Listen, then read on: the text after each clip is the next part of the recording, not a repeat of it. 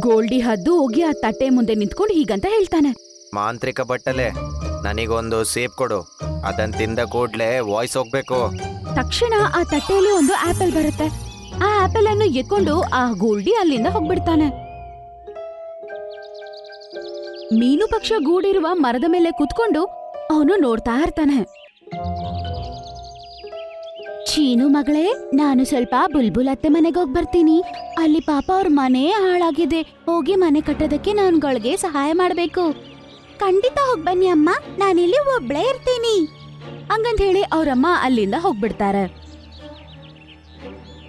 Goldie ಹದ್ದು ಅದರ ಗೂಡಿನಲ್ಲಿ ಆ ಆಪಲ್ ಅನ್ನ ಎತ್ಕೊಂಡೋಗಿ ಹಾಕ್ಬಿಡುತ್ತೆ. ಈ ಆಪಲ್ ಎಲ್ಲಿಂದ ಬಂತು? ಇದು ನನ್ನ ಫೇವ್ರೆಟ್ ಫ್ರೂಟ್. ಅವಳು ಆ ಕಡೆ ಈ ಕಡೆ ತಿರುಗಿ ನೋಡ್ತಾಳೆ. ಅಲ್ಲಿ ಯಾರೂ ಇರೋದಿಲ್ಲ. ಸರಿ ಆಯ್ತು, ಹೆಂಗೋ ಇದು ನನ್ನ ಗೂಡಲ್ ಬಂದ್ ಬಿದ್ದಿದೆ ಅಲ್ವಾ, ಅದಕ್ಕೆ ಇದು ನನ್ನ ಹಣ್ಣು. ಚೀನು ಆ ಆಪಲ್ ನ ತುಂಬಾ ಎಂಜಾಯ್ ಮಾಡಿ ತಿನ್ನಕ್ ಶುರು ಮಾಡುತ್ತೆ. ಸ್ವಲ್ಪ ತಲ್ಲೇ ನಂಗೆ ಯಾಕೆ ಇಷ್ಟು ನೋವಾಗ್ತಾ ಇದೆ? ನನ್ನ ಹೊಟ್ಟೆಯಲ್ಲಿ ಅಯ್ಯೋ ನೋವು. ಅವಳಿಗೆ ನೋವು ಜಾಸ್ತಿ ಆಗತ್ತೆ. ಸಡನ್ ಆಗಿ ವಾಯ್ಸ್ ಬರ್ದೆ ಹೋಗ್ಬಿಡುತ್ತೆ. ಅಷ್ಟರಲ್ಲೇ ಅಲ್ಲಿಗೆ ಅವ್ರ ಅಮ್ಮ ಬರ್ತಾಳೆ. ನನ್ನ ಪ್ರೀತಿಯ ಮಗಳೇ, ನಿಂಗೋಸ್ಕರ ಆಹಾರ ತರಕ್ ಹೋಗ್ತಿದ್ದೀನಿ, ಸರಿನಾ? ಚಿನ್ನು ಏನೋ ಹೇಳ್ಬೇಕಂತ ಅನ್ಕೋತಾಳೆ, ಆದ್ರೆ ಅವಳ ಕಣ್ಣಲ್ಲಿ ನೀರ್ ಬರ್ತಿರುತ್ತೆ. ಆಗ ಅವಳು ಅರ್ಥ ಮಾಡ್ಕೋತಾಳೆ ಅವಳಿಗೇನೋ ಕಷ್ಟ ಆಗಿದೆ ಅಂತ.